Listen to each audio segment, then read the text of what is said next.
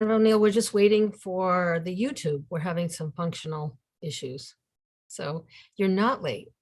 YouTube Glad I wasn't holding you up. not at all. We're waiting for those to get corrected. Okay.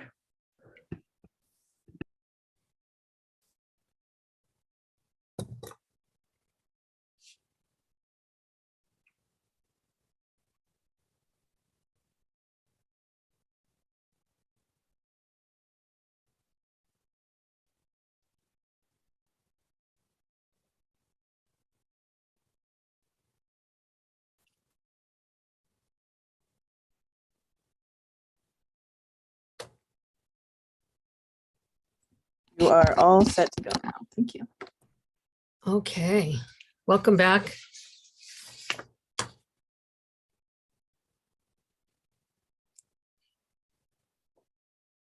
Welcome back, everyone, and good morning. We're ready to begin. As I mentioned that Senator Libby cannot be with us this morning. He's under the weather. So I'll be chairing this morning. And I'd like to call this meeting to order. And Lucia, correct me if I'm wrong, our first order of business would be introductions of committee members. So I will start with Senator Timberlake. Thank you, and good morning, everyone. I'm Senator Jeff Timberlake. I represent Senate District 22, which is part of Androscoggin and Kennebec counties. Senator Bailey.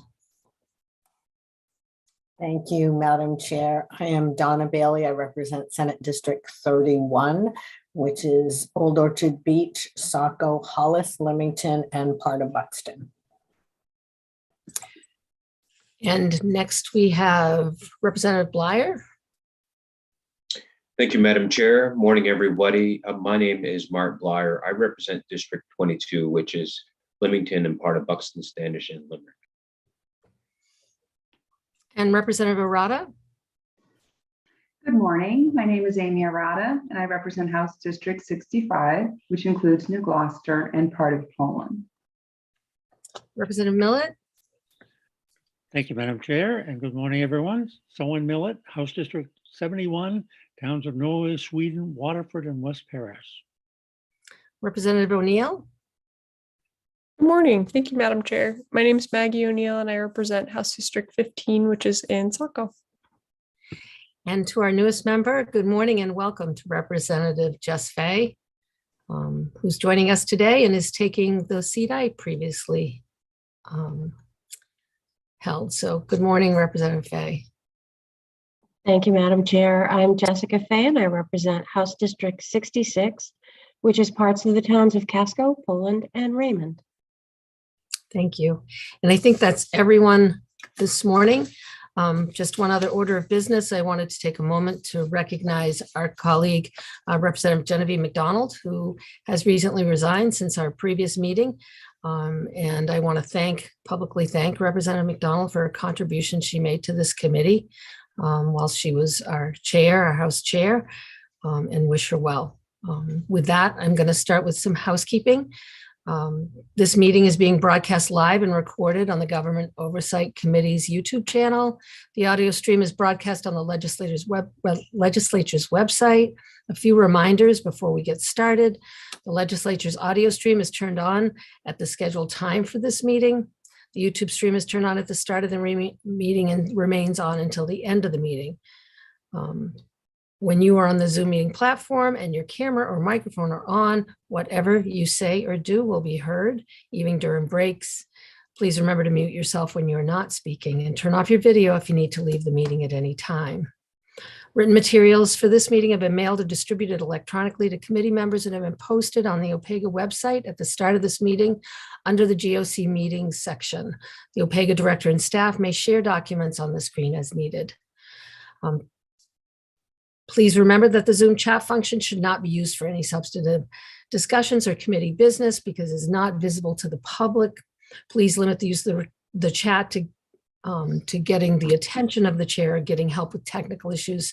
Staff will be monitoring the chat for technical issues committee members may be experiencing and will respond via chat or connect as needed.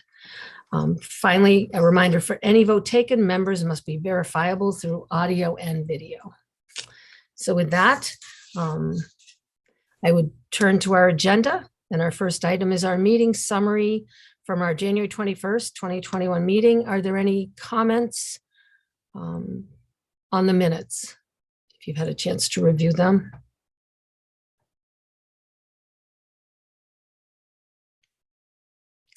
Seeing none, I'm going to break here and welcome Senator Bennett this morning. Would you like to introduce yourself? Thank you, Representative Stover. Appreciate it. I'm Rick Bennett. I have the honor of serving 13 towns in Western Maine and Oxford and Cumberland counties.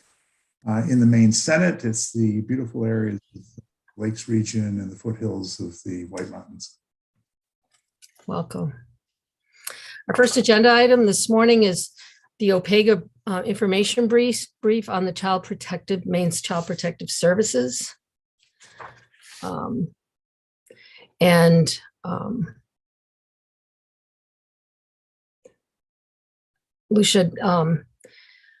We have people who are ready to testify this morning, so we'll be receiving public comment. Is that correct?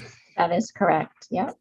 And so at this time, we're ready to, this is this section this month, we'll be looking just for the public comment, and then we'll be looking again for a work session in 2 weeks on the 25th, also on Child Protective Services. So I would ask that we move in the first panelist, who I believe, the first person to testify, who I believe is Betsy Grant.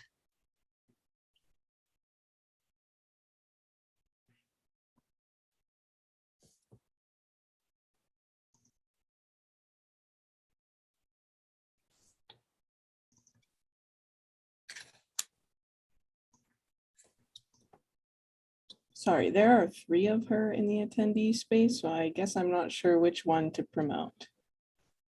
If Betsy can hear this, could you please raise your like electronic hand?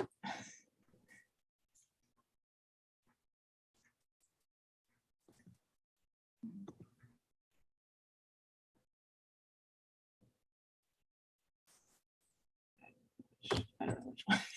Try here.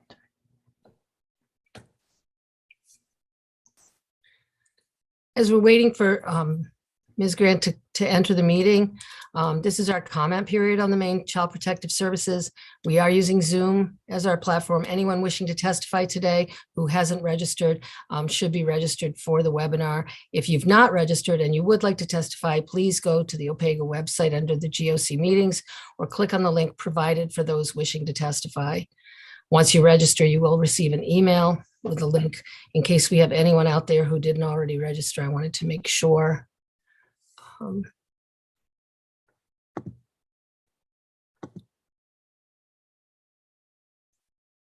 And I believe Ms. Grant has joined us.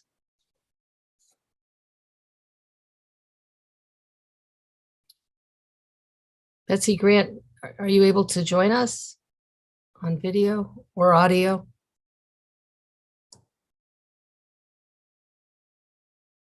Good morning and welcome.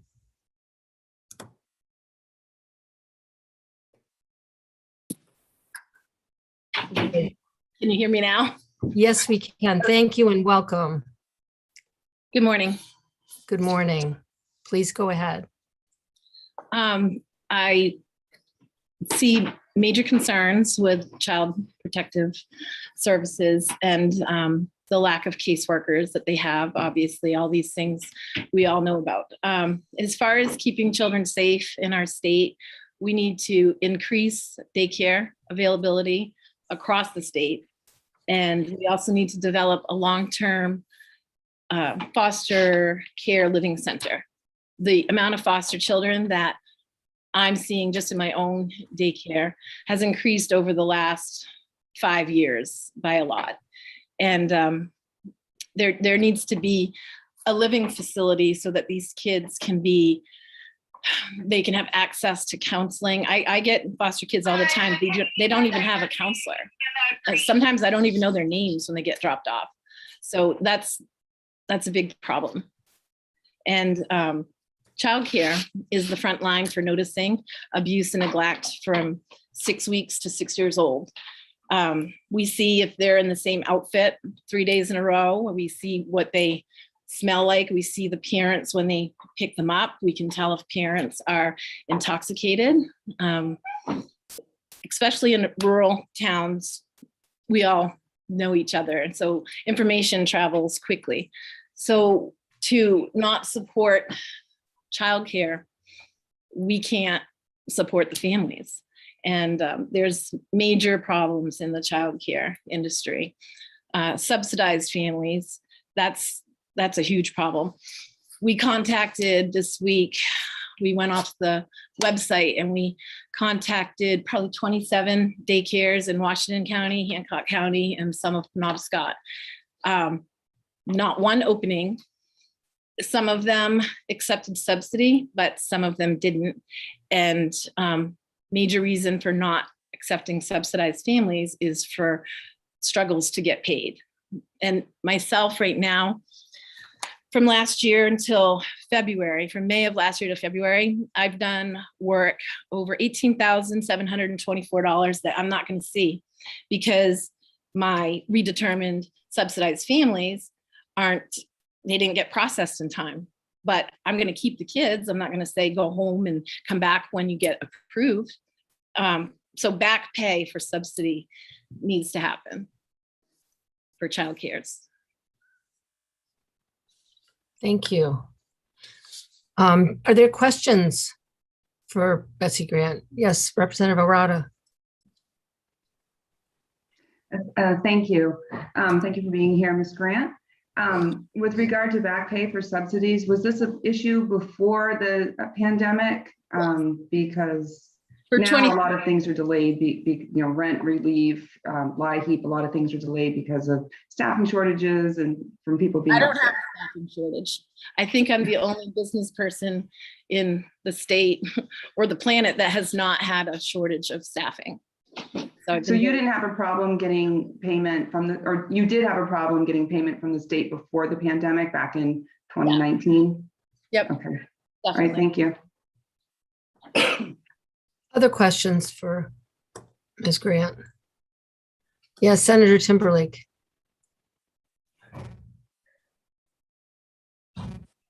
Thank you. And good morning, Ms. Grant. I missed catching where you was from. What part of the state? Trenton, Maine, it's right before Bar Yeah. Harbor. That's all I need. I just was curious. Thank you.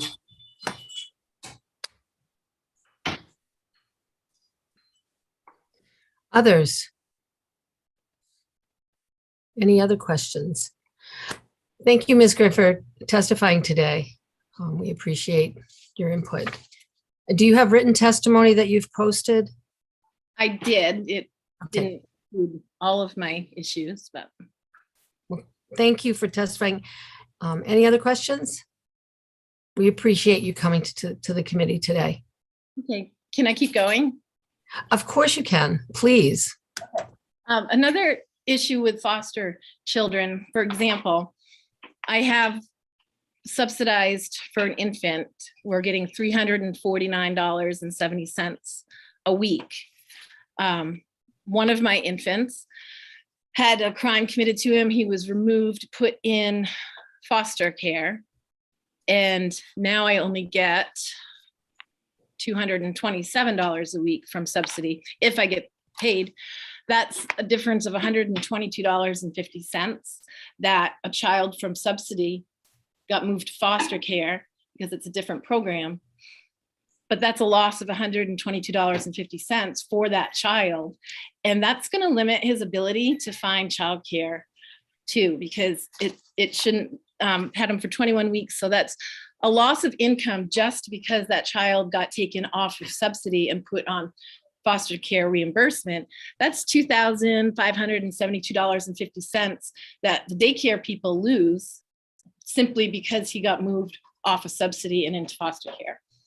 So I think it would be a good idea if those kids could stay on the subsidy so that the chances of getting enrolled in daycare aren't going to be determined because the daycare can't afford to take that hit financially. So I just want to clarify. So what you're saying is when he goes from being a subsidized, when this infant was subsidized and lived in under his parents' care, you received one rate, but when he's in foster care, you're receiving a different rate? Much lower, yes. Thank you. Thank you for clarifying. Please continue. Well, that limits his ability to be accepted into childcare, and having daycares not get paid well, it's really not the daycare providers want to not take subsidized families, but we can't stay in business without getting paid. So we can't even submit our payment until 2 weeks after we've done the service. Then it takes 2 weeks to process. So you're a month in, and then when you get paid, you might discover that that parent had lost their award or their approval, and you don't even know it. So that's a problem too. And foster care, the whole system needs to be looked at. And I mean, I don't know how long I have to talk, because I could literally talk weeks without end about what I've seen and what needs to change. And I have mailed a lot of my correspondence throughout the past 5 years, so I can go over that. But long-term foster care, that has to happen, because there's so many, it's so fragmented that, like, if we see a caseworker that comes in and they don't do their job the way we think they should, a lot of times they have to do a monthly check and they have to put eyes on the child. This happened last week. Caseworker came in, the child was napping. We asked if she wanted us to get them up because we were about to get them up anyway. No, she was fine. And I'm like, she couldn't even identify the child. So that doesn't make sense. And that's dangerous. You have to put eyes on the child if they're in state custody, and if they have a caseworker coming to do that, they need to do it. They need to have a form. That would be very good if they had a checklist and they could check off all the things that they actually did put eyes on. This child, she couldn't tell if it was a girl or a boy, and she was accompanied with her mother, the caseworker was, and the mother had to come back in the room and ask us if she could look at the child to make sure it was the right one. And and it's not all caseworkers' fault. There's some really good ones too, but there's just so much. So mandated reporting needs to be revamped. The whole childcare licensing needs to be revamped. There's a lot there that can improve the safety of these kids. Thank you. Are there additional questions? And Ms. Grant, do you have other information you'd like to share with us this morning? Well, one thing I did notice that I read, the Ombudsman's office, they often can't really do oversight because they don't learn about things until after it's happened. And we need to prevent children from being hurt. Obviously, if something happens, you review it and you figure out what went wrong, but prevention needs to be a little more accessible for the Ombudsman's office. Other states, they allow their ombudsmans to subpoena, but we don't in Maine, and I don't know why. It would probably help them to have some more oversight if they could have the ability to subpoena. Thank you. Any additional testimony this morning? Any additional questions from the committee this morning? I just want to thank you for testifying today and for being a child care provider. I think that it's one of the most important jobs any of us can ever do. And I commend you for being a child care provider and for caring for these children every day. Thank you. Thank you. So how do we get out of here? Are we ready for our next? Yes, Senator Diamond has joined us. Thank you. Welcome, Senator. Good morning. Good morning. Thank you very much. Representative Stover and members of the Government Oversight Committee. My name is Bill Diamond, and I represent Senate District 26, and I live in Wyndham.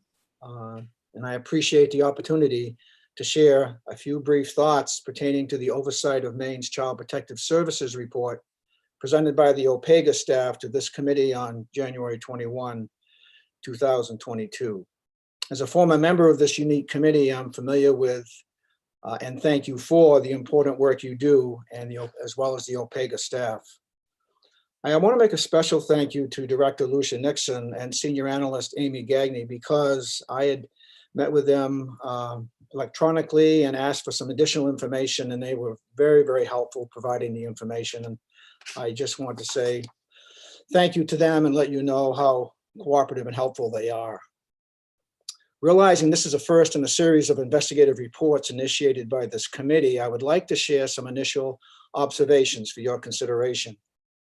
The structural and cultural problems that continue to exist within the Office of Child and Family Services will not be fixed until transparency within that office is significantly increased.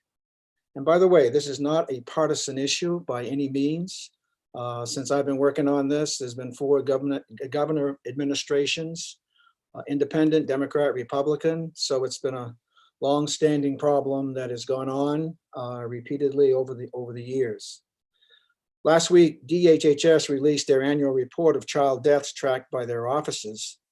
The deaths include the report of homicides, those from neglect and abuse, and those that happened in families that have had prior involvement with child protection services. Tragically, they reported that in 2021, had the highest number of child deaths in Maine since the department started keeping records in 2007, a shocking 25 deaths. But even more tragically is those numbers are not accurate.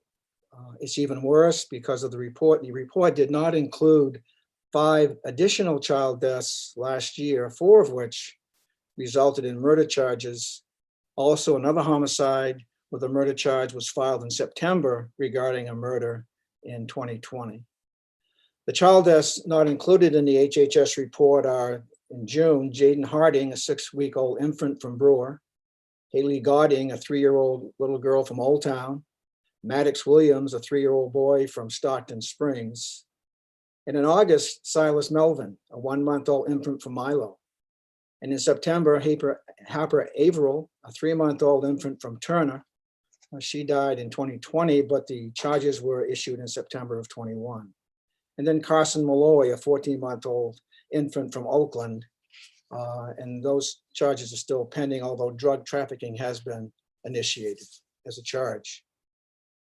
The Adoption and Family Services Act, which is a federal law enacted in 1997, authorized the U.S. Department of Health and Human Services to review the state child and family service programs to monitor the federal conformity standards. This was for all states. The first round of that started in 2001 through 2004. These are fiscal years. And the second round was 2007 through 2010. And the third round is 2015 through 2018, which is what we're talking about now. In the OPEGA report, specifically the page showing Maine's performance, CFSR 3, Maine is compared to other New England states in terms of meeting federal conformity standards. The report noted that the standards were high and difficult to meet, and that is true. Nevertheless, the performance levels were based on preferred optimum outcomes. Of the 14 categories listed, Maine failed to meet the recommended 9 categories. The child and family outcomes reported in the OPEGA report that were failed by the state of Maine were: children are first and foremost protected from abuse and neglect. Children are safely maintained in their homes wherever possible and appropriate. Children have permanency and stability in their living situations. The continuity of family relationships and connections is preserved for children. Families have enhanced capacity to provide their children's needs, and children receive adequate services to meet their physical and mental health needs. All of those areas we failed to meet the federal conformity standards. Then there were 3 others in the systemic factors as well. As I had said, it was noted that none of the other New England states met these thresholds, which is true. However, Maine's conformity failures in many instances are consistent with what our own ombudsman has reported over the past years.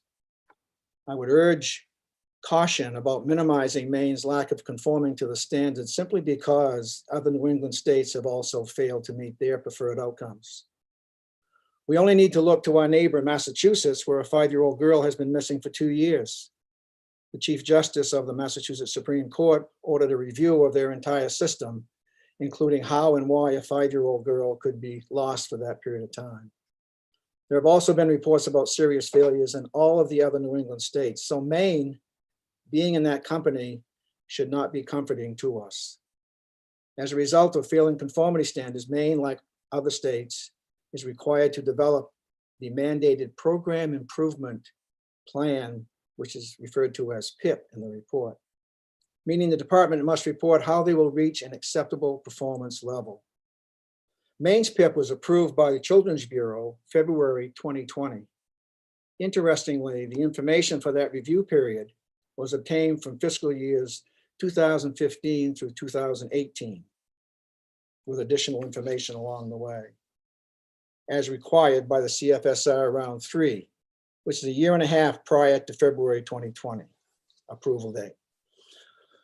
OCFS is not required to have the plan implemented until January 24.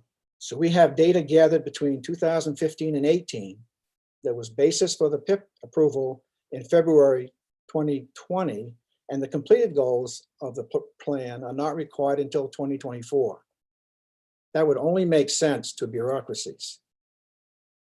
DHHS has pending penalties from the US DHHS if the goals are not met by 24, like other states. However, our own Office of Family and Family Services reported to OPEGA that their improved strategies will enable the pending penalties to be waived.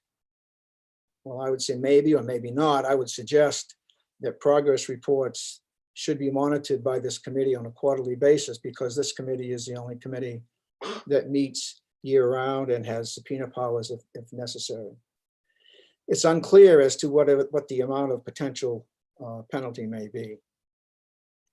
I would caution that the CFSR aggregate report, which we've been looking at and you've been looking at, is somewhat elusive and certainly not user-friendly. So I should be careful, and maybe others, about referencing this as a document to look at, unless you get some help in going through some of that information, which I did, as I said, from Director Nixon.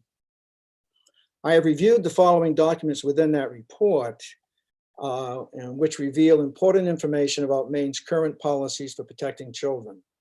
The information is helpful in explaining the ongoing problems that OCFS suffers and deals with on a regular basis. The notable reports, Maine Child and Family Services Review 2017, the final report, the Maine CFSR statewide assessment of 2017, the Maine Program Improvement Plan, February 2020, and the Maine Annual Services Progress Report 2022. I would caution that last one is 301 pages, and none of these may be easy to read, but if you pick and choose, especially the summaries, I think you'll find a lot there if you haven't had the chance already. So one last note, Madam Chair, there's always been a question about the definition of confidentiality relating to information of a child's death. When a child death occurs, it would be helpful to know if the department had been involved with the child or family in any way prior to the death. Seems like that would make everybody maybe a little less anxious. It would be helpful for all of us to know. There doesn't seem to be anything in the law currently that would prevent such disclosures. When I served in this committee, OPEGA reviewed the deaths of Marissa Kennedy and Kendall Chick in 2018, reporting the deficiencies of the department's performance at that time, which was well in advance of both trials, which I attended, by the way. Also, last June, the press reported that the department had been involved in Maddox Williams' family, including his last placement. So there's plenty of precedent that maybe I would ask that you take a look at this issue and see if that is something that might improve the two-way communication that's so badly needed between OCFS and the legislature and the public and the media. Thank you again for the opportunity to share my comments and for undertaking such important work on behalf of Maine's kids. And I'll be happy to answer any questions and certainly look forward to your next report at the end of March. Thank you very much, Madam Chair and members of the committee. Thank you, Senator Diamond. Are there questions for Senator Diamond this morning?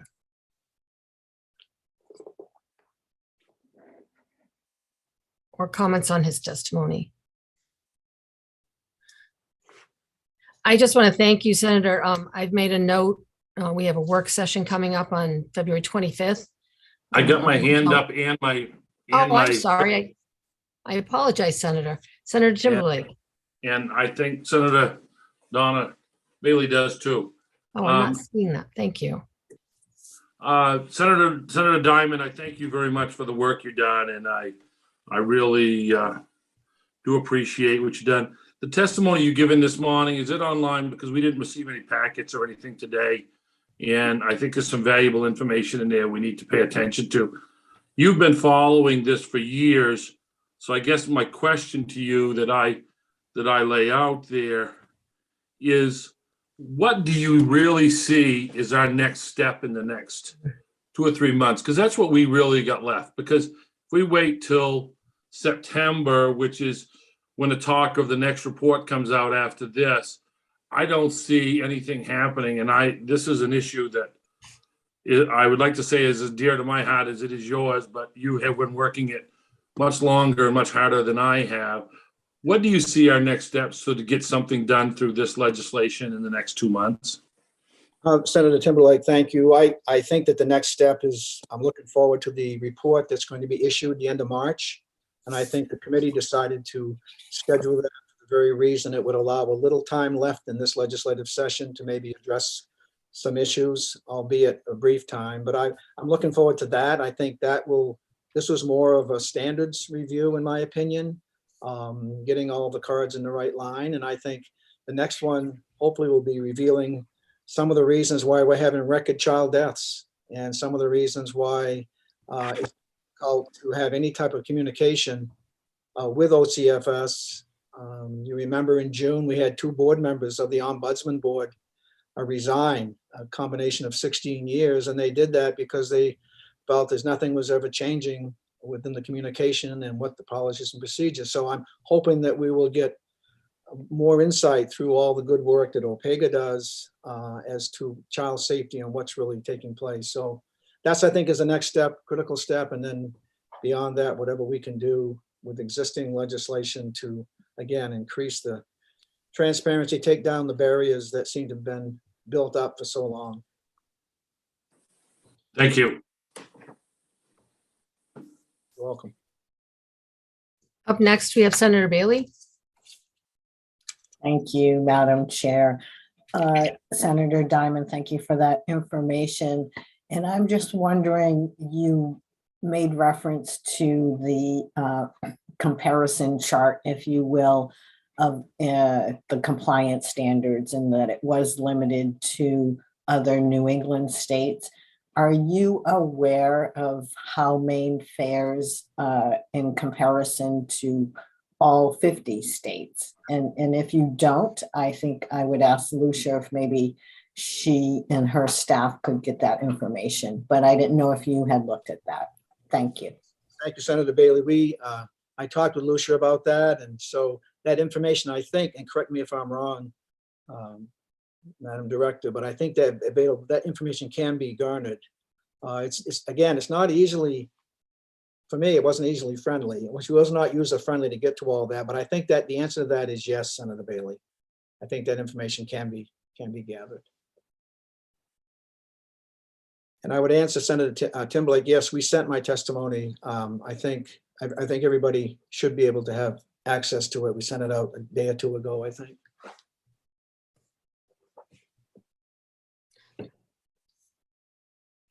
Yes, Representative Arata. Thank you, Madam Chair. Nice to see you, Senator Diamond.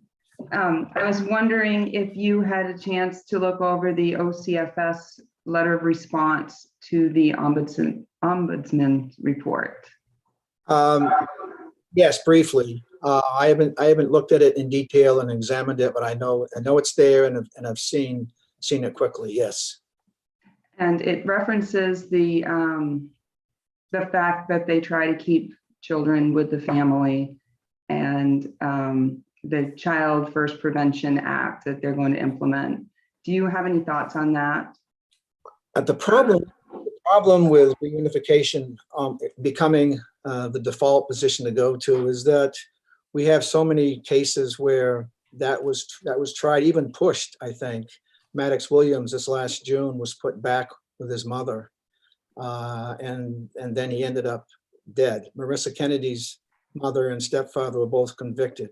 Kendall Chick's grandfather's girlfriend living with the grandfather, again, family, was convicted of depraved indifference murder. All of those people were. So my position on that is I think the priority for the department should be placing the child that's the safest place, not necessarily pushing the envelope so it ends up being a reunification with a family. It should be the first priority, and it's been proven time and time again, needs to be where the child will at least be safe. That's the basic responsibility of OCFS, placing children in safe areas. And that's what the ombudsman has been saying for 3 years, that they still struggle with that decision making. That's the most basic responsibility that we have, and they're struggling with that continually.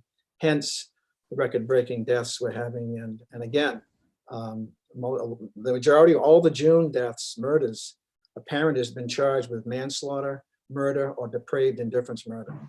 If you read the affidavits of all of those, you can see why. Do you think that there is legislation that could come out of this committee that could help, or is that really not our place to determine the, I guess, the culture, the processes of OCFS? I think the next findings you get in March may reveal legislation that's needed as soon as possible regarding the protecting of kids in the state care. And I think you certainly have the ability to issue out, report out legislation to deal with that as you see fit. So I'm hopeful, and I realize again, it's a time problem, but I'm really hopeful that we'll get some information to reveal why these problems continue to exist. And you're going to be the first ones to see that. And I think if you see it's appropriate, then you'll determine if there should be legislation reported out. There is existing legislation. I have a bill that will require this committee to get quarterly reports from the Office of Child and Family Services to maintain that year-round contact. As right now, we go home in June or April, everything stops in terms of oversight. So this committee is the only one that can get those reports and maintain at least that contact with the Office of Child and Family Services, especially if there's more tragedy between April and January of next year. Thank you. Any other questions, Representative Arata or anyone else from the committee for Senator Diamond? Seeing none, thank you, Senator Diamond, for your being here this morning, but also for your commitment, your steadfast commitment to children in Maine. Thank you, Madam Chair, and thank you for allowing me to testify. Thank you. Next up, we have Deborah Dunlap, who is representing Citizens Review Panel.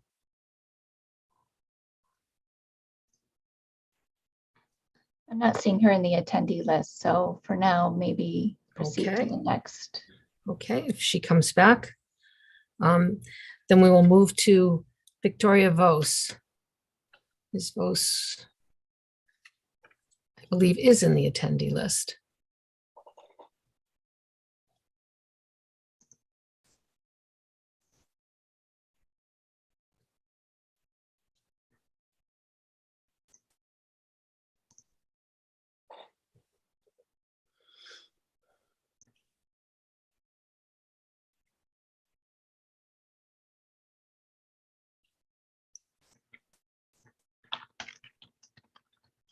Seem to be experiencing delays in moving people in this morning. I apologize. Here.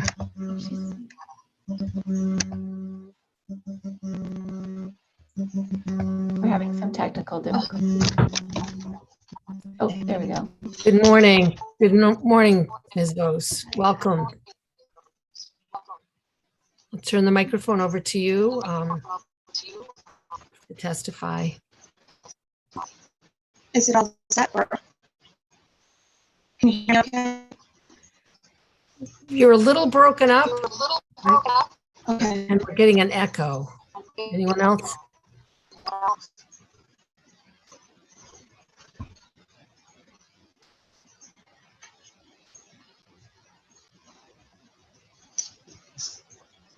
Is there something I need to do on my part, or? Maybe you can start to speak. Okay. See if the echo's still there. Is that any better? Yes. Yes. Okay. My name is Victoria Bose, and I live in Warren. You're probably familiar with my grandson, Maddox. Maddox took his last breath on June 20th, 2021. Jessica Johnson, who gave birth to him, was charged with his murder just 3 months after he was placed back with her on a full-time basis. I can't call her his mother because she's not. I just can't go there. But I've included a timeline of Maddox's life and of my family's experience with the Maine Child Protective System. I would like to talk about how the system failed my grandson, Maddox. The lure of free methadone provided by the state was why Maddox was conceived. Jessica was admitted to the hospital in December of 2017 for complete bed rest. She chose to leave the hospital against doctor's advice. My grandson was born 11 weeks early on January 9th, 2018. My son was there to greet him and stayed at the hospital to be close to his son. Prior to him being discharged from the hospital, I spoke to CPS and social workers and asked them not to let Jessica take Maddox home as I had concerns about his safety. At some point, Maddox was discharged from the hospital. Not quite sure the date. It was February or March of 2018, without his dad being informed. March 21st or 22nd of 2018, Jessica notified my son that something happened, and she was going to lose her kids, but didn't give details. On March 23rd, my son was notified that Maddox's older brother overdosed on methadone, and DHHS opened a case and were looking for placement for Maddox and his siblings. On March 23rd, Maddox's actual due date, he moved in with me and my son. Maddox and my son had a special bond which continued. Between March 23rd and 2018 to January of 2020, Jessica saw Maddox twice. She didn't call to ask about seeing him, inquire about milestones, no holiday gifts, nothing. She didn't ask for any pictures. Maddox had a guardian and lighten that took a special interest in Maddox. He visited on a regular basis to see how he was doing. On January 28th, 2020, my son was arrested. I was contacted by DHHS. We met and it was decided that Maddox would live with me. I asked a worker if there was any chance he would be sent back with Jessica Johnson, and she told me he wouldn't be with me if that was the case. On February 12th, 2020, court.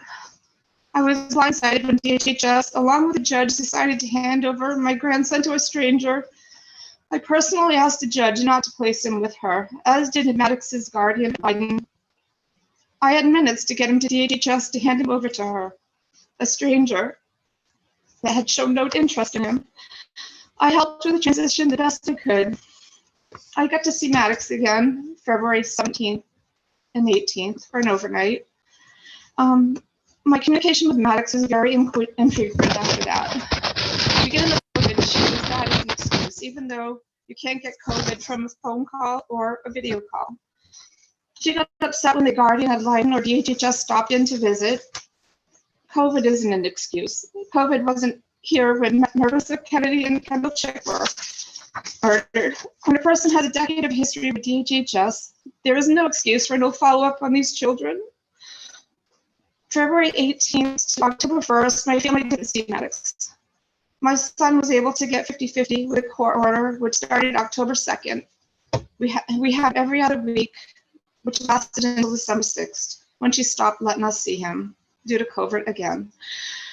We now know it was to cover the abuse he was going through. December 2020 and January 2021, Christmas, Maddox's birthday, nothing from Jessica. She wouldn't let us see him. No video, no calls. My son hired a lawyer and was able to get Maddox court through the back beginning February 26th for 2 weeks, and she would have him for a week to make up for the time lost. I picked him up on February 26th and brought him to my house. He was so happy to see his family. On March 6th, we celebrated Christmas and his 3rd birthday with family. March 7th, 2021, I left to start a new job at 5:55 a.m. in the morning. Max had just woken up and came around the corner as I was walking out the door. That was the last time I saw him alive. My son was arrested a couple hours later, and DHS was contacted again. And this is the statement from my daughter. On the morning of my daughter, Michaela Williams, on the morning of March 7th, my brother Andrew Williams was arrested at home when he was with his children. A family member of my niece was able to grab the kids until I could go get Maddox. Shortly after I returned home with Maddox, CPS contacted me and came to meet me and access the situation. After several hours and phone calls and discussing the plan with Jessica Johnson and Andrew Williams, my son, this decision was made that I was awarded temporary kinship of Maddox on Andrew's days every other week. The following day, I brought Maddox with me to the daycare I work at. I was able to spend most of the day with him. Around 3:30, a social worker from DHS told me that Jessica wanted Maddox despite the kinship agreement made the day before, and that legally had to release Maddox into his care. She came to the daycare at 4:34 on March 8th, and that was the last time I saw him alive. And when he was crying, he didn't want to go with her.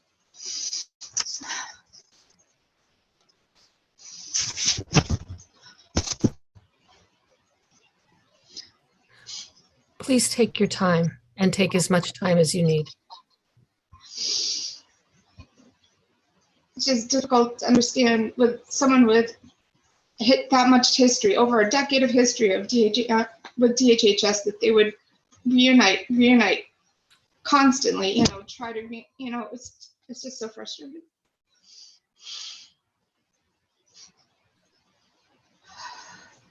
Sorry, I'm just so nervous. I'm not into public speaking. You're doing a great job, and please take your time, as much time as you need.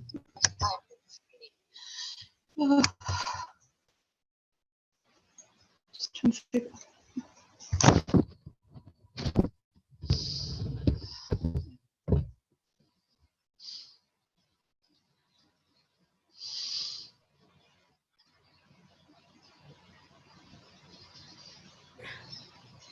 Is there anything else, Ms. Vos, or would you like to open it up for questions?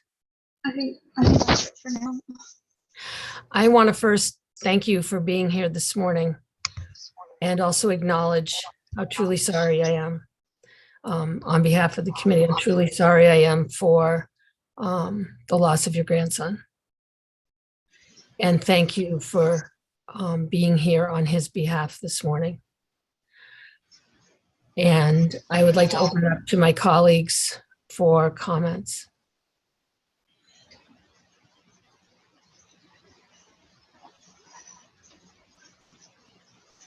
Representative Arata. Thank you. I just wanted to reiterate what you said, how thank you for coming here and advocating for kids in Maine. And you've shown an incredible amount of strength to be able to give that testimony, more than this legislator could ever do. So thank you. Senator Timberlake. And I'd like to echo those thoughts, Ms. Voss, that you're here advocating for your grandson, and all the other kids in the state of Maine. And it's people like you that are going to make a difference in the end. And I thank you.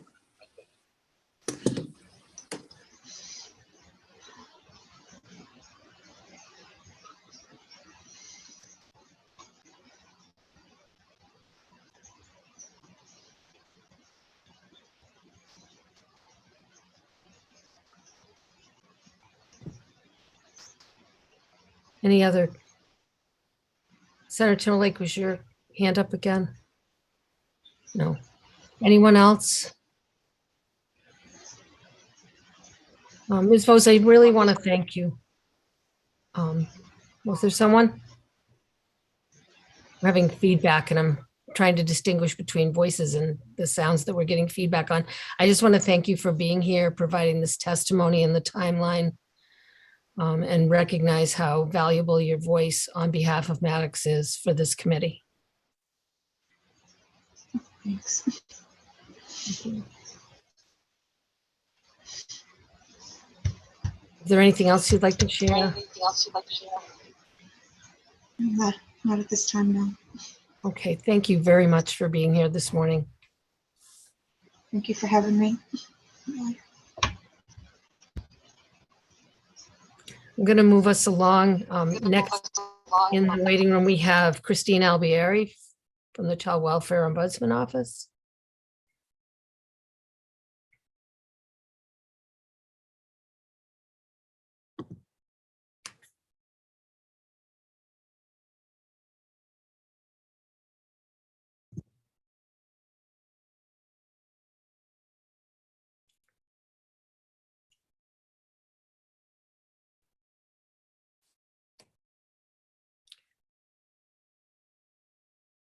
Good morning and welcome. Good morning. Can you hear me? We can. Oh, I can't hear you. Oh. How about now? Sorry, Representative Stover, I can't hear you. Let me just try turning this on and off again. We are hearing you fine. How about now?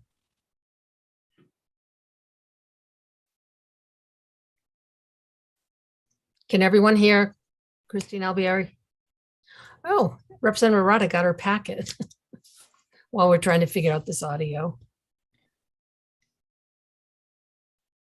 Do you want to try and exit and come back in, Christine? Sometimes that clears it up. Oh, she can't hear me. I'll move her out and then bring her back. Okay, thank you. Yeah.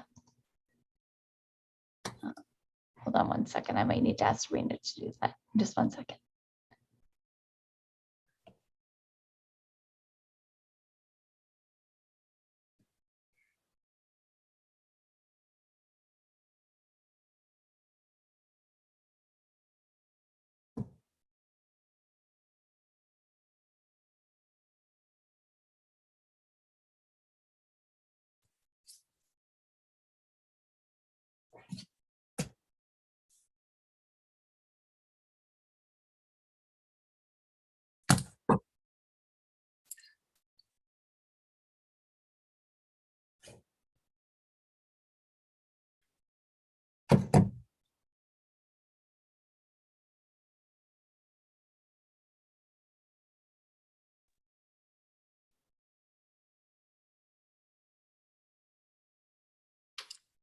Good morning, Christine. Can you hear us now? Hey, I can. Thank you.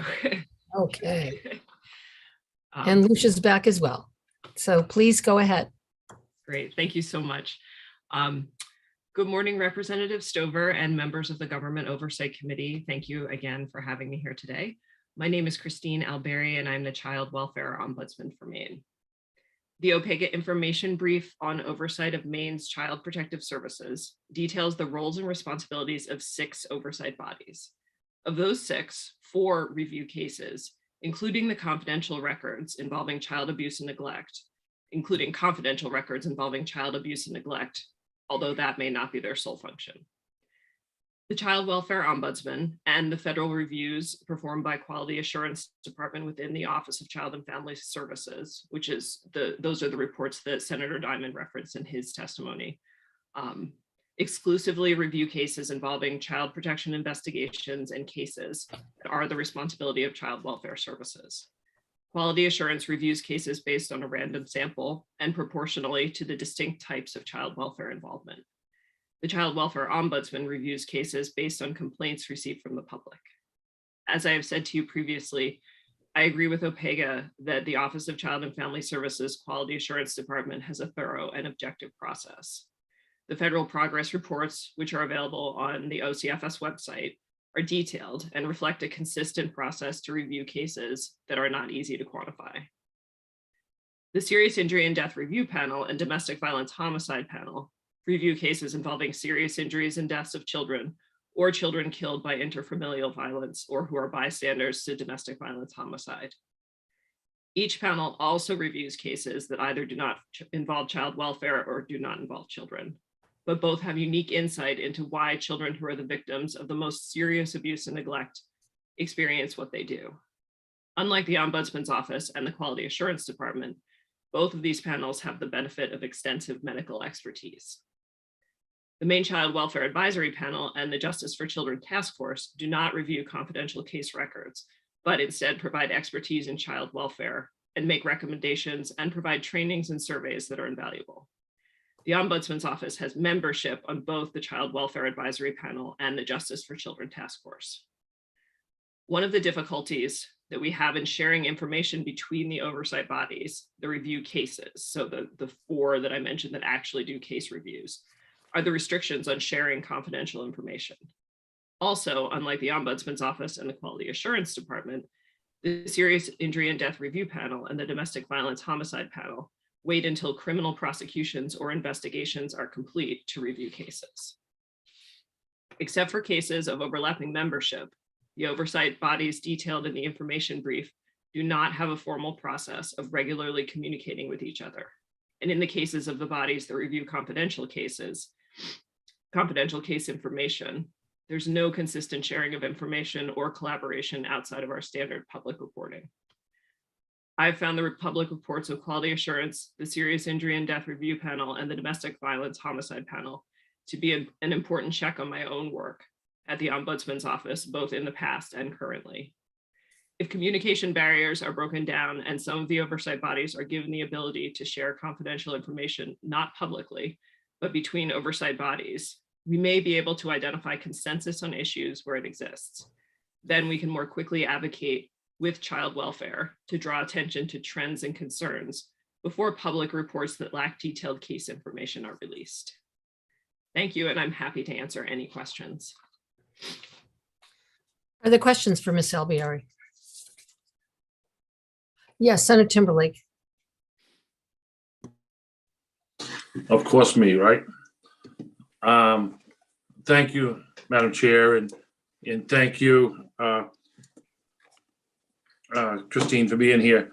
My question is, as I was listening to your testimony, one of the things that was playing through my brain of what you were saying was that one of the things you see as a problem is, and when we read the report, we kind of commented on it, is the restrictions on sharing information. That seems to be a tone that I've heard in the confidential information between bodies.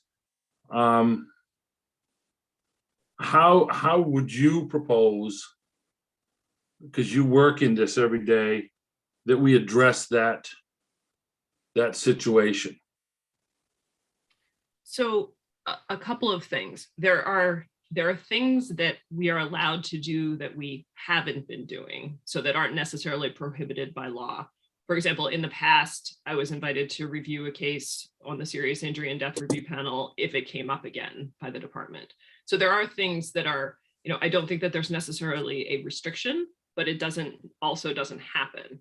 And I can't speak for the other organizations necessarily. I mean, I think you would have to look at each specific law in place that, that form that particular body. But for my part, I can't release or talk about my confidential reports outside of the department itself.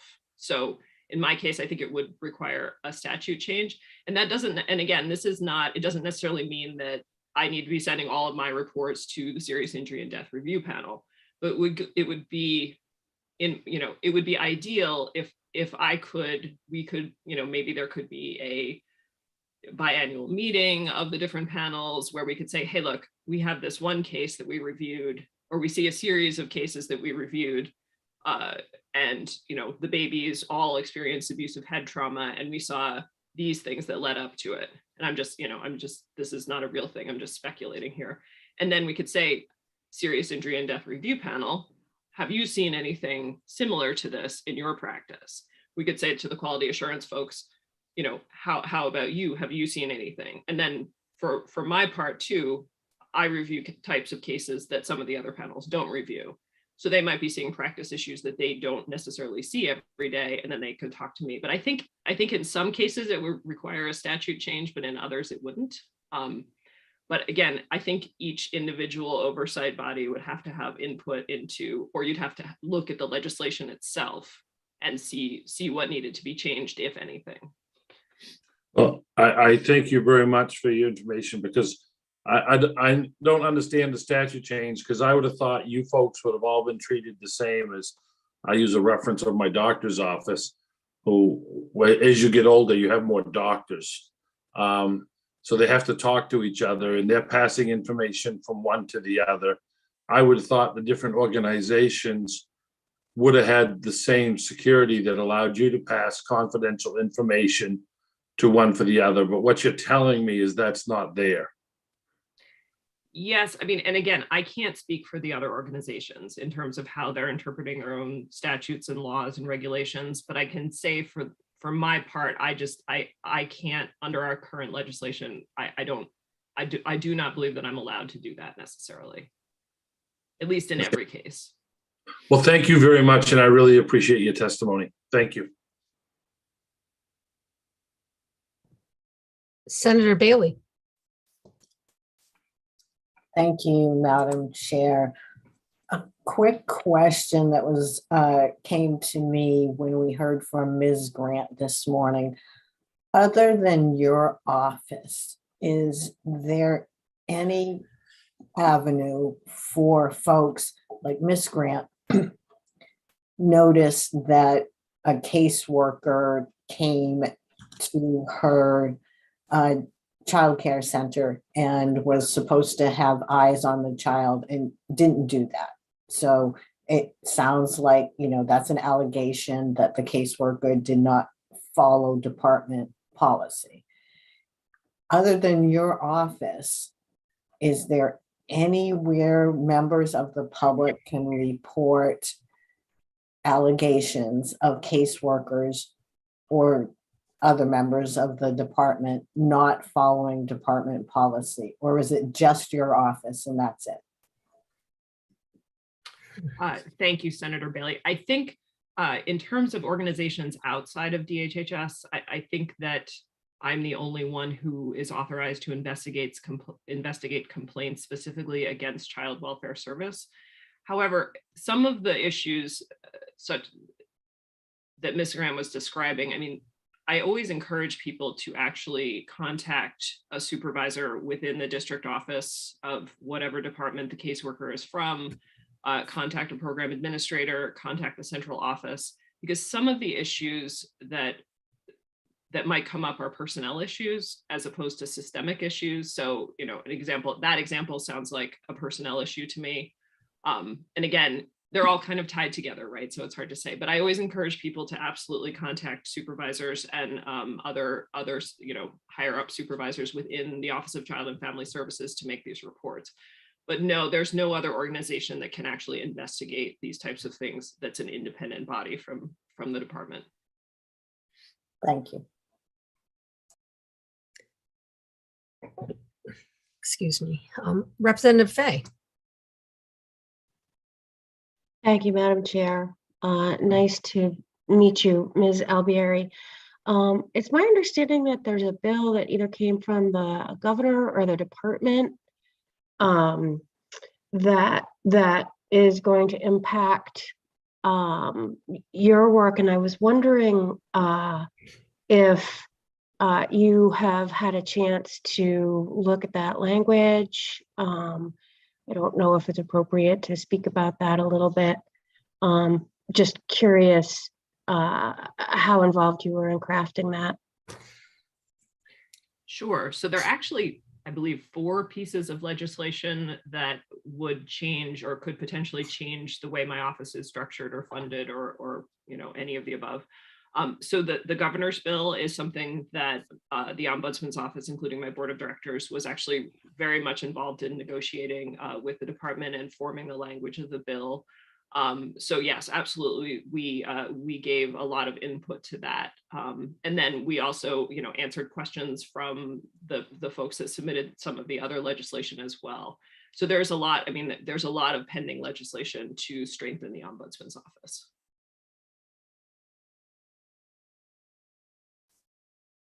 Thank you. Anyone else have any questions? I want to thank you, Christine, for being here. I know that in reference to Representative Fay's question, we will be taking up the pieces of legislation, correct, Lucia? We have plans for that at a future meeting. Just to give you a list of what's coming up so you can monitor them if you wish in HHS, that's all. Yep. Yes. Thank you. That, yes, please. I'm sorry, that those bills, the ombudsman legislation is being heard, I believe, on February 17th by HHS. Yes, so government oversight members that are interested in those pieces of legislation will make sure you know the dates and what they are. So if you want to jump into HHS and monitor, you can do that. And thank you again, Christine, for being here this morning. Thank you.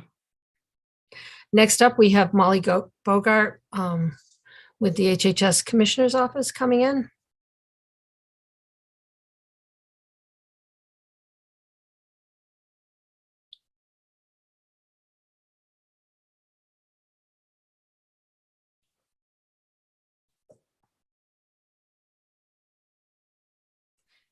There she is. Welcome and good morning, Molly. Good morning. Thank you for the opportunity to comment. My name is Molly Bogart, and I'm the Director of Government Relations for the Department of Health and Human Services. And we've submitted written testimony by email, but I guarantee that it is not in the packet that was mailed to you. So I apologize for submitting that too late for that. Good morning, Representative Stover and members of the Joint Standing Committee on Government Oversight.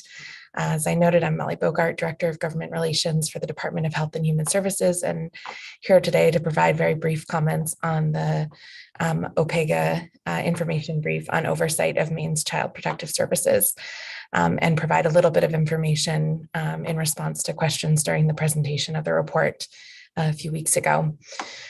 The department appreciates the work of OPEGA in developing this brief and agrees that Child Protective is subject to, as noted in the report, in-depth regulatory oversight that is comprehensive and outcomes-oriented and engages all 3 branches of government and both public and private sector stakeholders.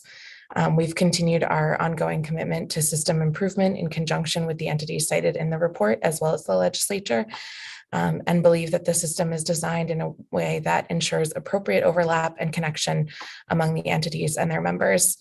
OCFS's Associate Director of Child Welfare Services attends and participates in all CAPTA panel meetings, as well as the Domestic Abuse Homicide Review panel, and works collaboratively with the Child Welfare Ombudsman and the Children's Bureau as well. This is just one example of how these systems overlap one another, and that the child welfare staff and OCFS benefit from our relationship with these entities. You had a few questions in the information brief related to additional information on the citizen review panel. And I know we've provided some information to OPEGA, but wanted to repeat it here for your benefit. The citizens review panels are the Maine Child Welfare Advisory Panel, Child Death and Serious Injury Review Panel, and the Maine Justice for Children Task Force. The chairs of those panels meet with one another quarterly to share information on priorities and the work of each panel, Beginning in March 2022, a representative of each of those panels will present an update quarterly at each of the other panel meetings to ensure that there's additional collaboration and cross-representation in that work. They do not share confidential and case-specific information, but it is important to note that the Justice for Children Task Force and the Maine Child Welfare Advisory Panel meetings are open to the public, and that information has recently been added to the website that has been developed in coordination with all three panels, and that's mecitizenreviewpanels.com and is linked in our testimony. So you can access the agenda and minutes and annual reports for each panel. Additionally, while OCFS provides staff and other staff support and some staff serve on the Child Death and Serious Injury Review Panel and the Maine Child Welfare Advisory Panel, OCFS staff are non-voting members, and we've worked intentionally with these panels to bolster the citizen leadership and support their independence from the department so they can offer the valuable oversight and information that they do independently from OCFS. Thank you for the opportunity to provide these comments. We appreciate all of the work that has gone into reviewing the system and certainly commit to continuing that collaboration with this committee, the Health and Human Services and Judiciary Committees, with OPEGA and the legislature as a whole, in order to ensure our goal that we know you share in ensuring that every child and family in Maine can be safe, stable, happy, and healthy. And I'm happy to answer any questions that you may have.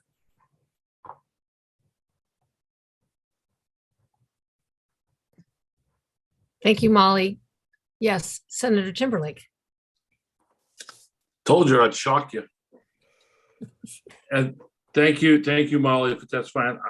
The question that I ask you, and because you work in that department and live there, what do you think that can be done to lessen the record-breaking child deaths? Like happened in 2021. There was over 30 deaths, and it's very concerning to me. One of the children were not in 2021, but came out of Turner, where I'm from. And what do you see as a way to lessen that child death? Because we're breaking records here, and it's not records that we want to break. Absolutely, Senator, thank you for the question. I think there's a lot of work that we need to do that crosses systems beyond Child Protective Services. There's those deaths in the, I'm searching for the word, the dashboard that we share now publicly are categorized, and there are a number of those deaths that are related to accidents, that are related to the children being victims of crimes and other challenges. And I think, we're still at a point that there are people who are currently being prosecuted for some of those fatalities. And also we're assessing each of those fatalities in depth to understand the root cause. That is, one of the benefits, I think, from the safety science work that we're implementing following the engagement with Casey Family Programs, is to have a better way to assess the root causes of these tragedies and ensure that we make the systems changes that we need to prevent them in the future. I don't have a magic wand. I don't think any of us do. And I wish there was one bill or one step that we could take to prevent these, but it's complex work, and it's work that we're committed to doing. Molly, was one more question. Do you see, from an outsider looking in my behalf, do you see as maybe part of the problem is the communication factor and the transparency factor between all of the different bureaucracies? Do you see that as being part of this breakdown and part of this problem? We keep saying we're going to work on, we're going to do this, and I sat around here and been involved in legislature for 12 years. And this isn't new this year, but the numbers are new. They're a little bigger than normal. So I ask, what is changing? Is it communication? Is it transparency? Do you see any of that as a potential problem?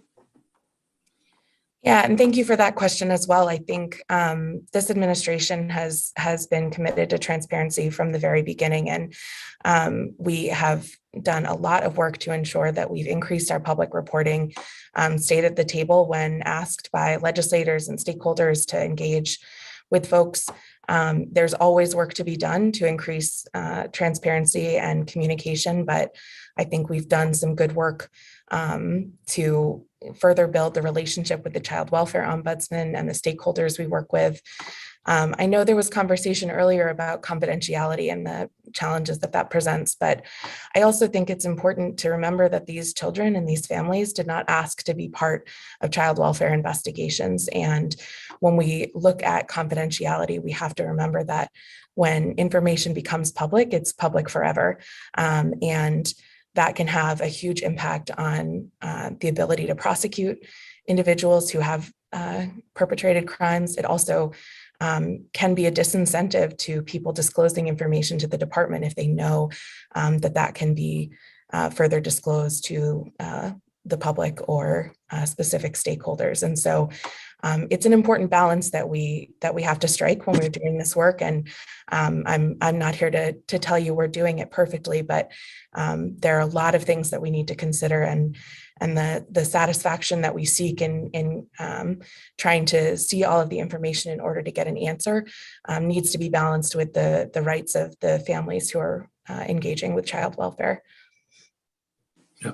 Well, again, I thank you for the information, and my parting word would be that I understand about the privacy and all that as much as anybody, if it was my family or anybody else. But I may be a big old farm boy, but I got an awful big heart when it comes to kids. And when I hear that 3 and 4 and 5-year-old children are being basically beat to death, I don't know as if I'm as much concerned about sharing the information if I could stop that from happening. And so, I think we need to look at that statute and for a way. It doesn't mean they get to share it to the world, but allow it to be shared between department and different groups. That's important to me. These kids are very important, and everybody on this group I know is just as concerned about it as I am. So I thank you very much, and I know you are too, Molly. Thank you, Senator. Thank you, Senator, and thank you, Molly. Are there other questions or comments for Molly? Seeing none, we thank you for being here and hope you have a great weekend. You as well. Thank you. I think that brings us to the end of our testimony, Lucia. We are planning for on February 25th, in 2 weeks, for a work session at the next meeting. Is there any information other than what Lucia has sent, which has been quite a bit, other information we'd like to have for the work session? Yes, Senator Timberlake. No, it shocks you again, Representative Stover. Yes, Lucia, one of the things that I heard today that I'd like some more information on is the statute that says that they can't share information. I'd like to learn more about what part of the law and what part of the statute says that they can't transfer information between departments. I think that's something probably the rest of you know, but I don't know. And I would think it would be something that I would really like to know. Thank you. Thank you, Senator. Me as well. Other information we'd like for that work session in 2 weeks? Yes, Representative Rada, and then Senator Millett. Thank you. I guess I'd like to know more about the decision-making process. Indeed, I don't know, does that go outside the purview of this committee? I don't know what I don't know about this, about Office of Child and Family Services and how the whole system works. So I'd like to know, how do they make a decision? Is there a decision tree, for example, with, if this, then that, when they're deciding what to do with the placement of a child? Does the parent have to have a clean drug test, and for how long before the child can be reunified? I don't know a lot. I confess my ignorance, and I would love to be educated. And that could be before the meeting, of course, because that's a lot to get into during a meeting. Lucia? Sure. I just wanted to note that the questions that you're asking, Representative Arata, are being directly addressed in the report that we're preparing to deliver to the GOC in March. So all of the report that we did in January, that's the current subject, is about the sort of systematic parts of the oversight approaches and the different panels and bodies that are engaged at the federal level and the state level. And all of hopefully a lot of your questions about how the process all works and what are the factors in decision making, that is all part of what we're researching and feeding into our report that will come to you in March. Okay, so our work session is going to come before the report is out. So yeah, just to clarify, for each report or document that you receive from OPEGA, there is the opportunity to take public comment on that report and vote to endorse the report or not. So this would be simply speaking to the contents of the information brief that you received in January. The report that comes in March will be presented. You'll get all that information. They'll be then followed by a public hearing and a work session on that report. So this is all in reference. I know it's all part of the big picture, but this specific work session is for the GOC to look at the report that you got in January. Okay, thank you for clarifying that. Sure. And Representative Millet also had a question. Thank you, Madam Chair. And my question really follows on Senator Timberlake and Representative Arata's interest in preparing us for next meeting on the 25th. I'm wondering, Lucia, if there's some way you could distill or organize us in advance so that we don't have to all individually go back and read everything, check every site, check all of our notes, and maybe categorize the focus of the work session a little bit around the themes, the confidentiality, the transparency, the prevention, the protocols not followed, the funding issues at childcare, and so on, in a way that would help us get our act together a little bit before we engage in a work session. I just don't want to start from scratch. And I know you're doing everything you can to help us understand all of the material, but I can see a file an inch thick that we would each need to go back and review before next meeting. Is there anything you can do to help us prepare and organize for a work session that would help you in the final report on March 25th, and maybe organize our thinking process prior to February 25th? Sure, I'd be happy to try to put something together for you in advance of the work session. Again, the work session would be pulling what's the themes perhaps from the report that we delivered in January, because by then it'll be a month later. So sort of calling out what the themes were there and any pertinent issues that have come up since in relation to that, and hold off on the specifics of what all the information you're going to get in March, which is a different set of questions, but prepare you and to discuss what we presented in January. I'd be happy to put something together before the work session.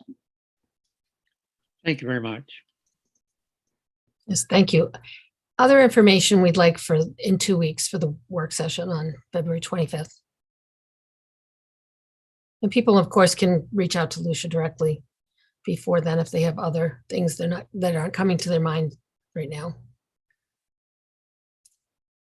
Anything else that we need to cover before we move on? So switching gears, we're going to move on to what we had expected as a report back, an update from the Maine Commission on Indigent Legal Services. And I know that Justin was here, and hopefully he still is with us.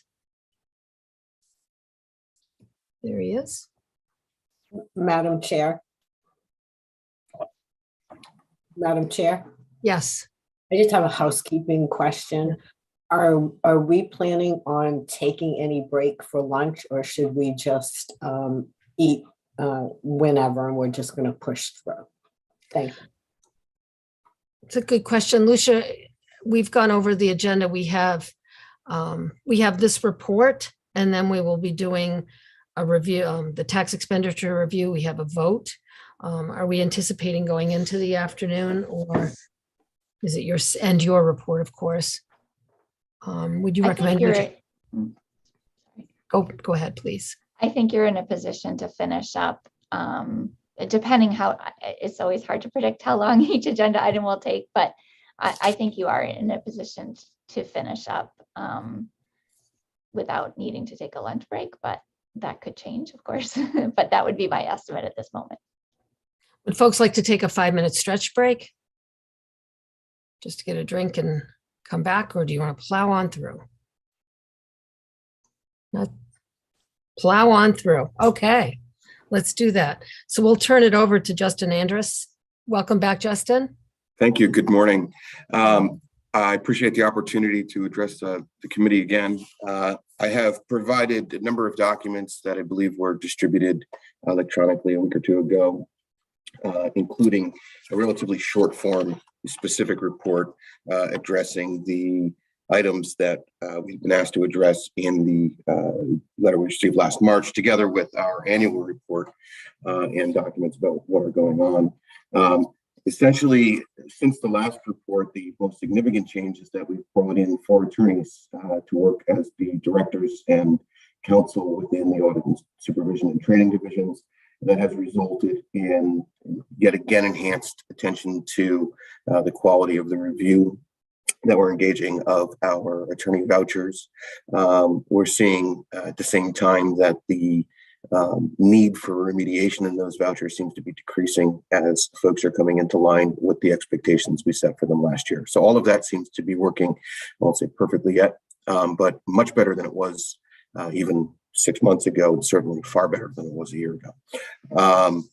We have a formal audit program that we are rolling out, documents sort of showing the algorithms and how that's going to work, and the science behind that were attached, but it is a genuine audit program compliant with national audit program standards. As we work toward implementing new rules and a new case management system to make sure our data is better, that program should allow us to actually engage in a true audit function and not merely an ongoing review of the vouchers as they come in.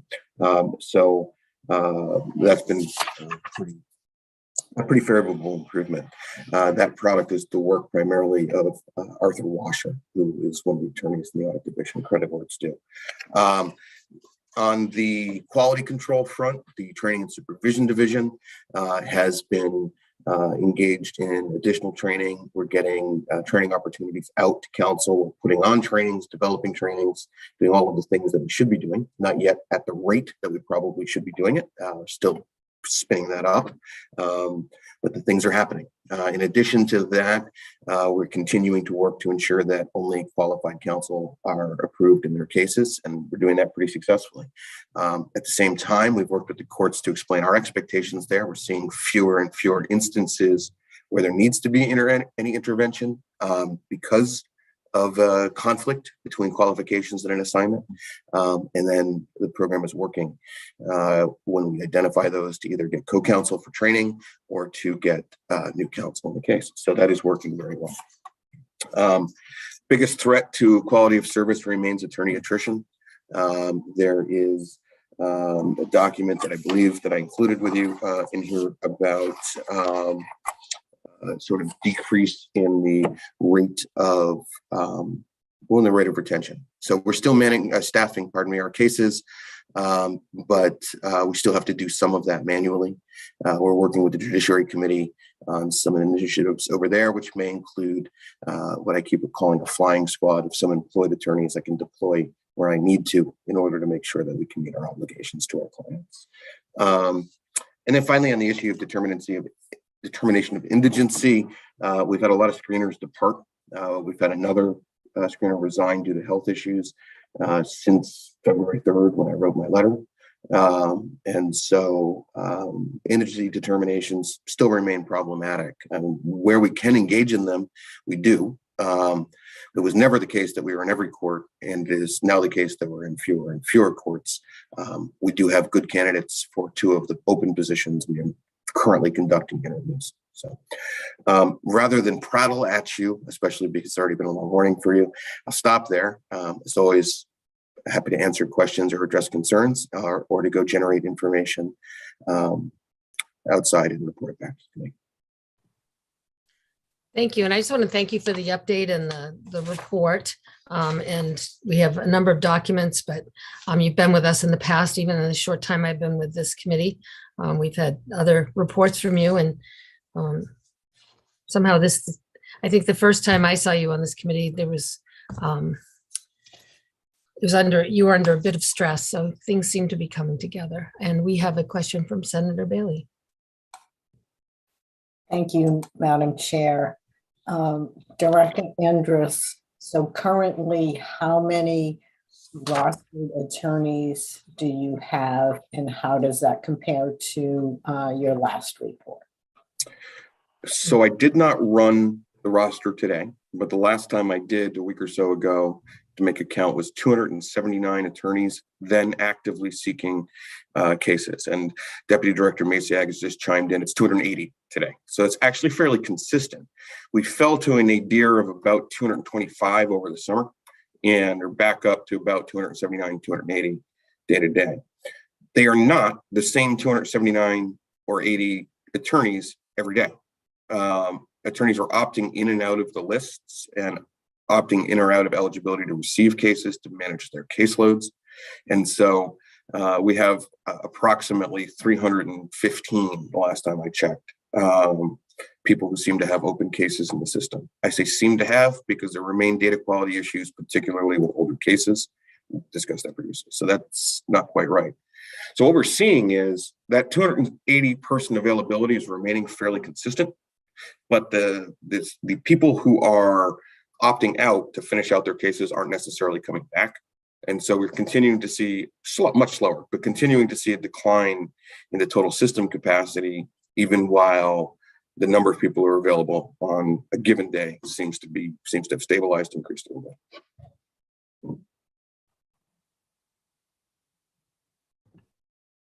Anyone else? Yes, Representative Millett.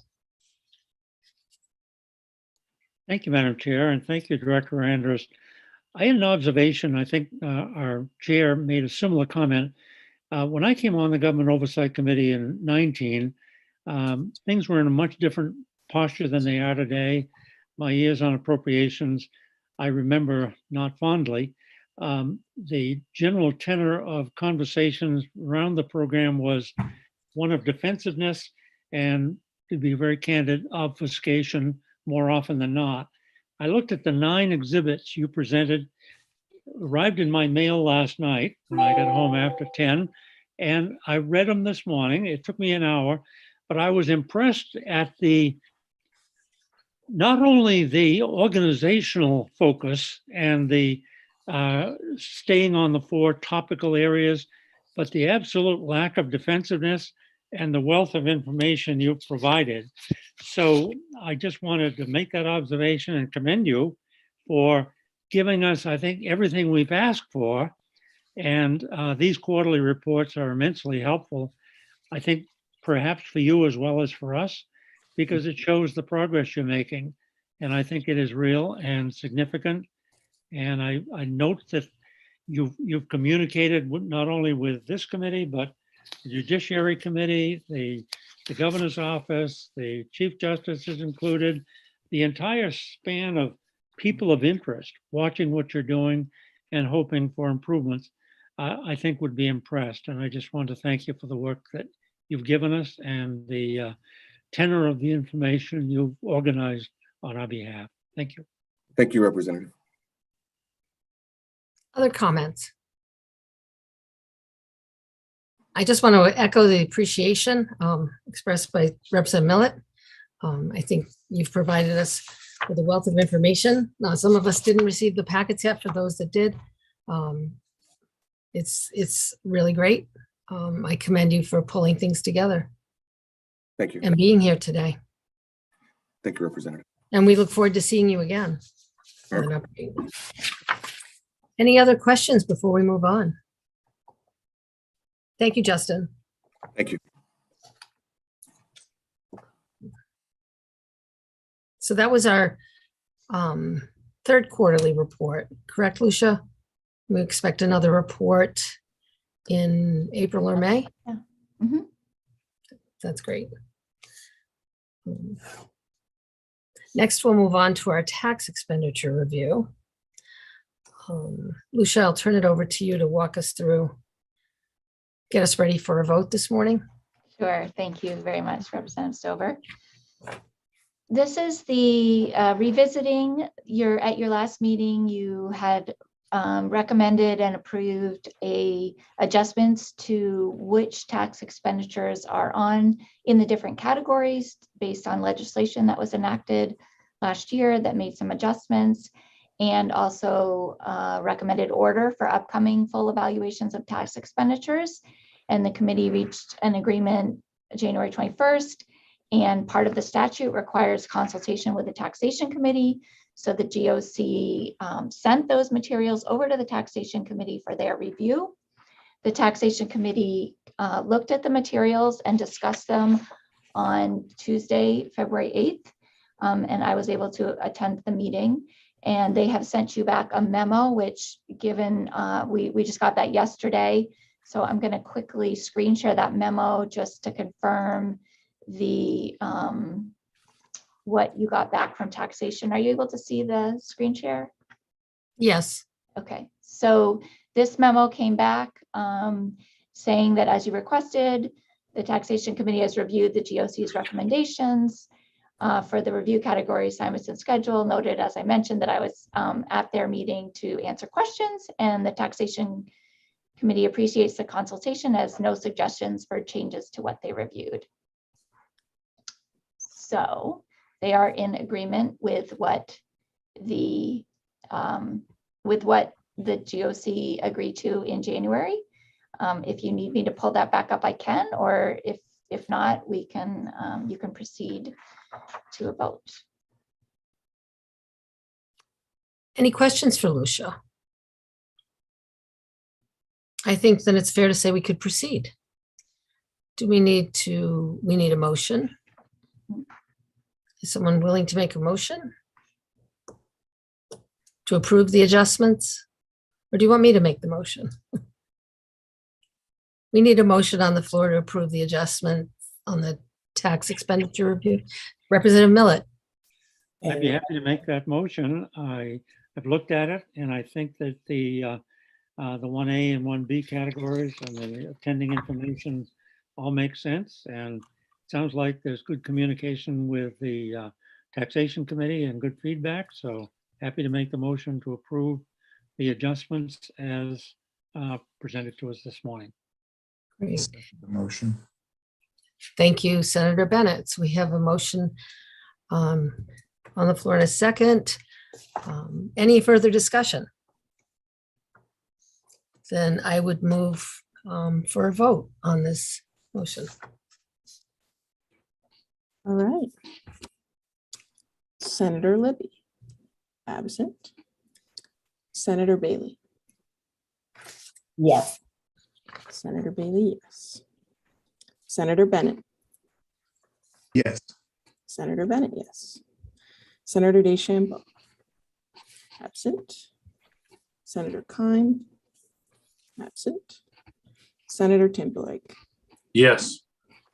Senator Timberlake, yes. Representative Stover. Yes. Representative Stover, yes. Representative Arata. Yes. Representative Arata, yes. Representative Blyer. Yes. Representative Blyer, yes. Representative Millet. Yes. Representative Millet, yes. Representative O'Neill.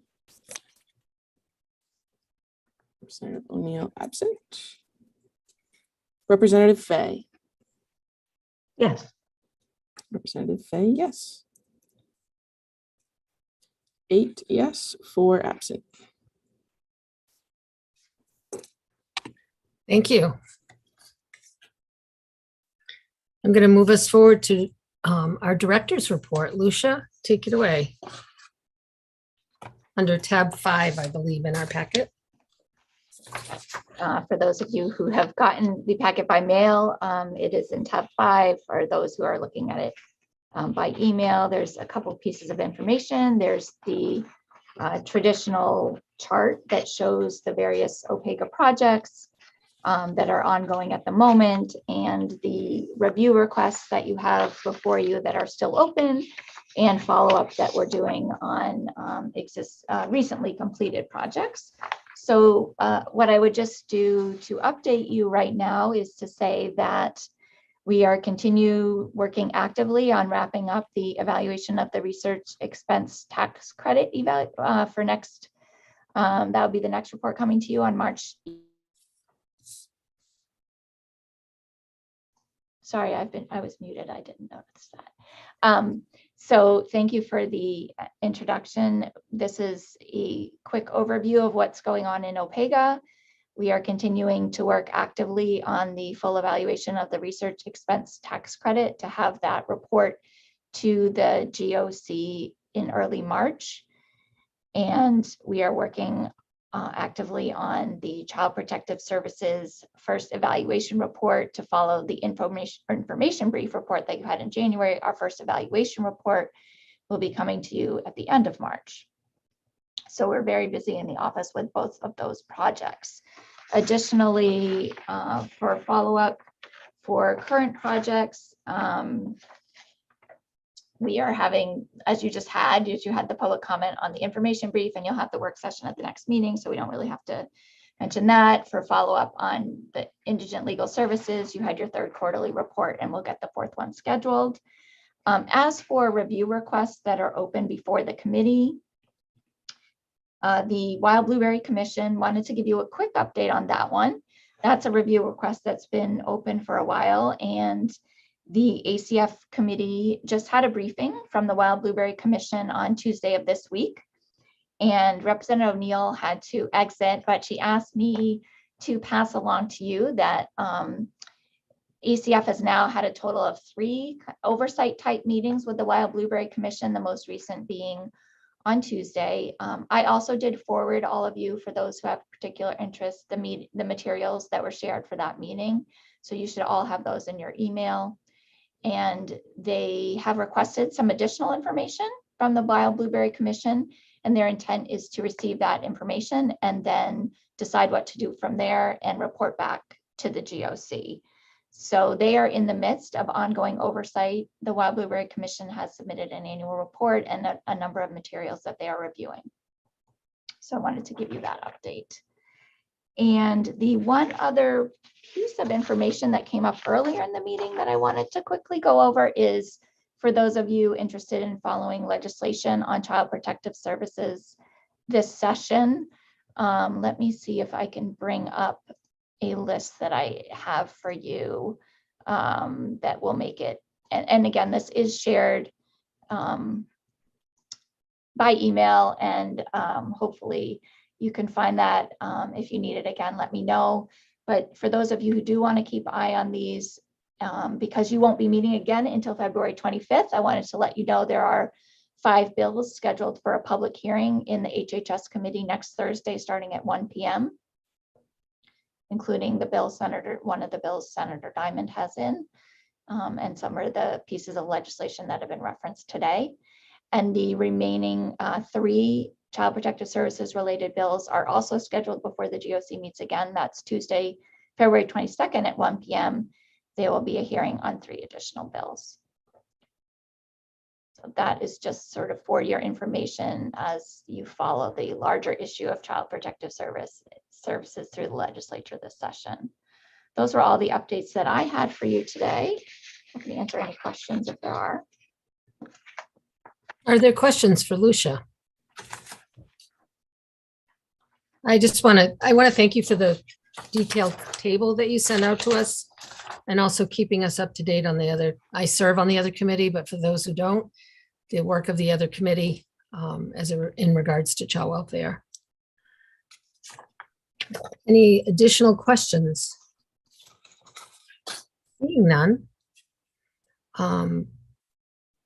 we can go over the schedule for upcoming meetings. Hopefully, Senator Libby will be feeling better and will be back with us. We will be meeting again in 2 weeks on Friday, February 25th. And our planned agenda items for that meeting will be a work session on the OPEGA information brief that Lucia mentioned on the oversight of OCFS and Child Protective Services. And we will also be inviting in the HHS committee chairs, Senator Claxton and Representative Meyer, on the status of those bills that were just mentioned. Is there anything else, Lucia, that we would anticipate needing? I think that's going to be a pretty packed Friday agenda in 2 weeks. I don't have anything else at this point. Okay. All right. Well, in the interest of time, is there any others? Representative Millet. Thank you, Madam Chair. Just a quick question. I noted in the agenda referencing the next next 3 meetings that it is referred to as an electronic meeting on February 25th, but no reference to the March meetings. I'm wondering if the time is approaching when we might all get together and keep those wonderful booklets up to date, because I'm going from envelope to envelope and trying to organize, and it's not the same as sitting around the horseshoe and knowing that we all have the same material in front of us. I'm just curious as to whether that's a possibility looking down the road. Thank you, Representative Millet. Lucia, do you have any? I think that direction will be, we follow, as all the committees follow the direction of the presiding officers in that respect and legislative council. So if and when that changes, I believe currently that is a remote committee meetings through February, I believe. I'd have to double check. So I think everyone is probably awaiting further guidance on that point. Thank you. And duly noted. Representative Millet, I miss seeing everyone. It was nice to see everyone's faces yesterday. And I look forward to when we can be in person again as well. Any other business we need to bring forward this morning? If not, I would entertain a motion to adjourn. Senator Bennett, do you have a second? Any second from Representative Bleier? Any further discussion? I think we can do this with a show of hands, can't we, Lucia? All in favor? Have a wonderful weekend, everyone. And thank you very much for your consideration this morning and your patience. Bye-bye.